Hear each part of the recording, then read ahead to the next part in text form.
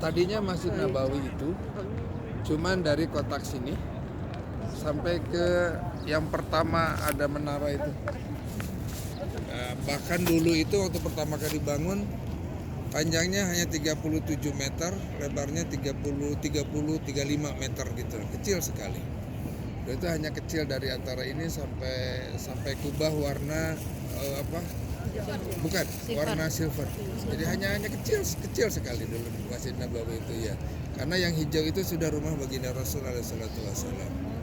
Itu pertamanya. Kemudian dan dulu Masjid Nabawi itu menghadapnya tidak ke sini imam itu. Dulu masih ke selatan, ke Aqsa. Ya, ke Aqsa. Nah, setelah 1 tahun lebih baginda Rasul hijrah di tahun antara akhir tahun pertama atau awal tahun kedua hijrah, barulah turun ayat yang memerintahkan baginda Rasul untuk pindah ke Ka'bah. Itu yang kita kenal nanti insya Allah. Kemarin kita sudah ya Masjid Kiblatain yang punya 2 kiblat itu barulah pindah ke sini. Nah, makanya kelihatan sekali dulu ini pintu ini dulu ya masuk karena menghadap ke sana. Kemudian rumah Rasul ada di sebelah kanan dan di situ adalah tempat sholatnya para istri-istrinya baginda Rasul sama para ummul mukminin, sama orang-orang kalau misalnya mau datang ke ziarah kepada baginda Rasul SAW. Baik, sebelum saya lanjutkan cerita kita kirim berkirim salam dulu kepada baginda Rasul SAW. Baik.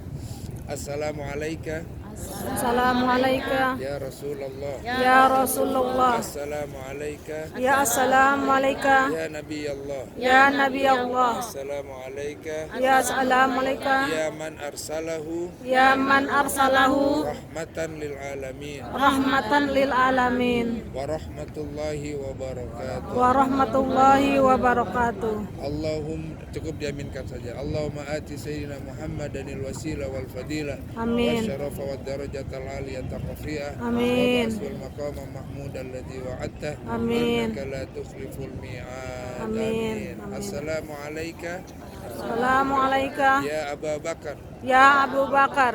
Assalamu alayka Assalamualaikum. ya Umar Ya Umar Khattab. bin Khattab. Jazakallahumma Jazakallahumma an ummati Rasulillah an ummati Rasulillah khairal jaza. khairul jaza. Al-Fatihah. A'udzubillahi minasyaitonirrajim. Bismillahirrahmanirrahim. Alhamdulillahirabbil alamin. Arrahmanirrahim. Maliki yaumiddin. Iyyaka na'budu wa iyyaka nasta'in. Ihdinas siratal ladzina an'amta 'alaihim ghairil maghdubi 'alaihim waladdallin. Amin. Nah, itulah tadi sudah saya prolog dengan tentang pembangunan Masjid Nabawi. Kecil dulu ada di samping, makanya nanti kita akan lihat ada namanya Babun Nisa, pintu untuk para wanita yang akan memasuki rumah baginda Rasul SAW. Sampingnya situ ada namanya Bab Jibril. Bab Jibril itu adalah tempat masuknya Jibril ketika menyampaikan wahyu kepada baginda Rasul SAW. Nah, kemudian ketika di tahun kedua, awal tahun kedua itu kemudian dipindahkan ke sini kiblatnya dan kemudian ini ditutup ya. Teman, ada satu pintu di sana, Ibu lihat Bapak? Ya. Ada satu pintu itu dibuka, itu biasanya kalau habis sholat jenazah masuknya lewat situ. Nah, mayitnya lewat situ, dia kantornya ada di sana, lewat terus ke sana. Nah, nanti masuknya di situ mayitnya. Nah, sekarang ini lebarnya Masjidil Haram ini kurang 100.000 meter persegi. Itu yang meninggal di sini maksudnya? Iya, meninggal di sini. Dan biasanya dimakamkan di Baki sana, Baki Garkat.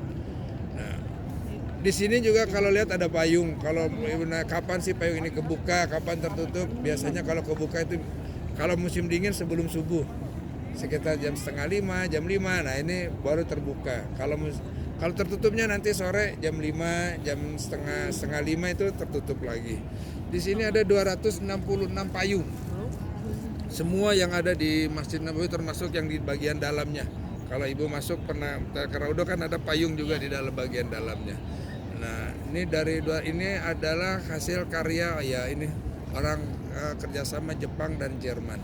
Kalau lihat ada yang biru-birunya itu bukannya sekedar hiasan, tapi itu adalah teknologi yang bisa menurunkan derajat panas di bawahnya sampai 8 derajat Celcius. Kalau musim panas. Kalau musim panas itu yang biru-birunya itu. Nah, ini tentang teknologinya sangat luar biasa. Kalau bertanya kok kenapa bisa secantik ini Nabawi?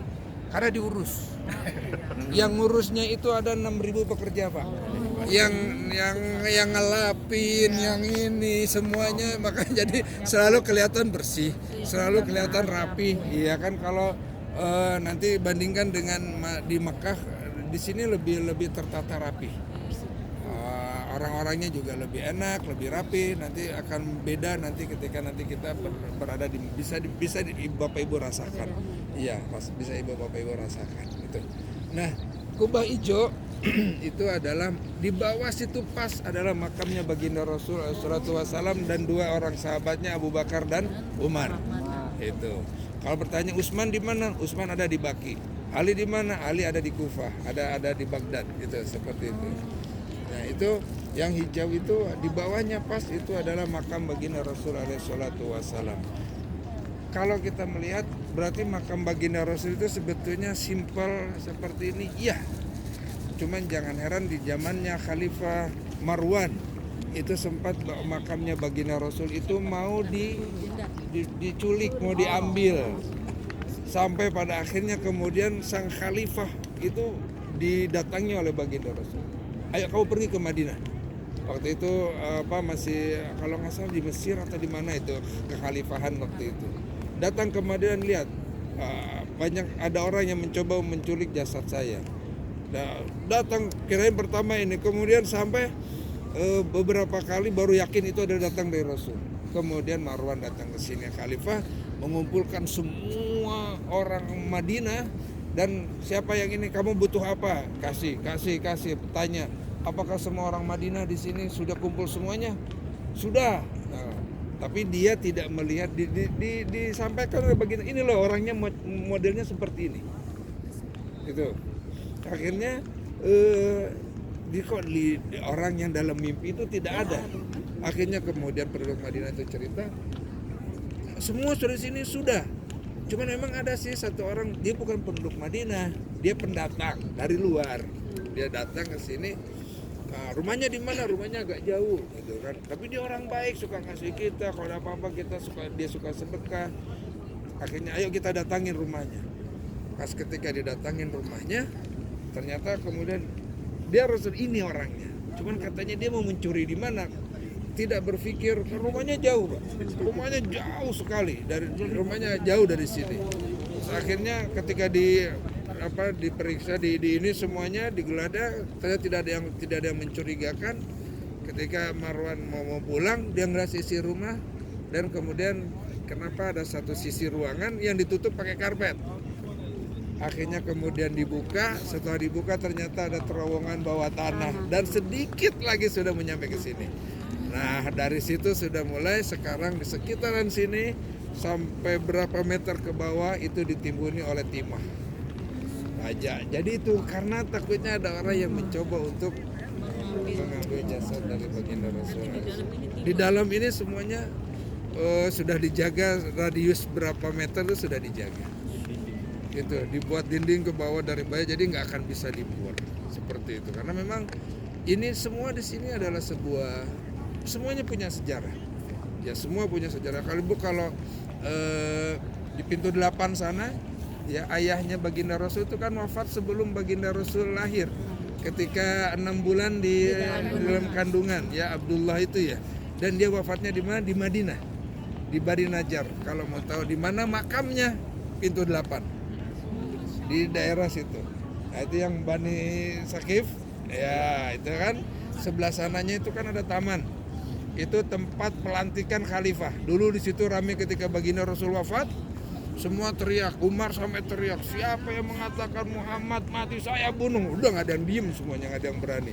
Kemudian Abu Bakar mengatakan, siapa yang mengatakan Muhammad mati, memang dia mati. Tapi Allah tidak mati. Nah, siapa yang menyembah Muhammad maka dia akan mati. Tapi yang menyembah Allah dia akan selalu hidup terus, bahwa hayyun la yamut. Nah, itulah baru Umar itu langsung lemas dan ya itu langsung katanya Umar seganas itu pun lemah. Dan di sana tempat artinya betul-betul di tempat pelantikan para khalifah dari Abu Bakar, Umar, seperti itu. Inilah Masjid Nabawi yang betul-betul bisa memberikan ketenangan. Ibu bisa rasakan bagaimana nyamannya di sini karena kita dekat dengan baginda Rasul alaihi salatu wasallam. Ya, barang siapa yang hadir ke sini menyampaikan salam, maka dia akan mendapatkan syafaat pertolongan dari baginda Rasul alaihi salatu wasallam. Bahkan ada satu malaikat yang selalu menjadi asistennya baginda Rasul yang melaporkan setiap orang menyampaikan selawat di sini, dilaporkan, bahkan disebutkan kata hadis itu 3 nama belakangnya, jadi misalnya Pak Iwan bin Fulan, bin Fulan, bin Fulan, jadi kakeknya 3 ke atas itu kesebut semuanya. Itu kata disampaikan seperti itu. Jadi nikmati betul, sampaikan semua hajatnya di sini dengan wasilah kepada baginda Rasul alaihi salatu wasallam. Baik Bapak Ibu, sekarang kita akan mengambil foto ya, nanti kita akan jalan ke sana.